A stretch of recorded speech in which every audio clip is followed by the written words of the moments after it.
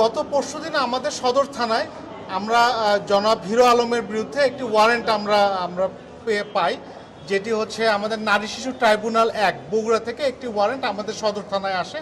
আমরা এই ওয়ারেন্টে আমাদের কাছে সদর থানায় আসে। এরই প্রেক্ষিতে আমরা আসলে আজকে জানতে পারি যে জনাব হিরো আলম তিনি আসলে বগুড়ায় এসেছেন। আমরা এই তথ্য পাওয়ার পরপরই আমরা বিভিন্নভাবে তাকে খুঁজতে থাকি এবং এক পর্যায়ে আমরা জানতে পারি তিনি আসলে ঢাকায় চলে যাচ্ছেন। আমরা এই তথ্য পাওয়ার সঙ্গে সঙ্গে আমরা আসলে তাকে খুঁজতে থাকি। পরবর্তীতে আমরা তাকে মোবাইল তথ্য প্রযুক্তির সাহায্যে তার অবস্থান শনাক্ত করি এবং আমরা সদর থানার যে টিম, আমি নিজে সহ সদর থানার টিম সহ আমরা তাকে ধাওয়া করে আমরা শাহজাহানপুর থানার সামনে থেকে অর্থাৎ ঢাকা বগুড়া আমরা হাইওয়েতে ব্যারিকেড দিয়ে আমরা তার গাড়িটাকে আটক করি এবং তাকে গ্রেপ্তার করি।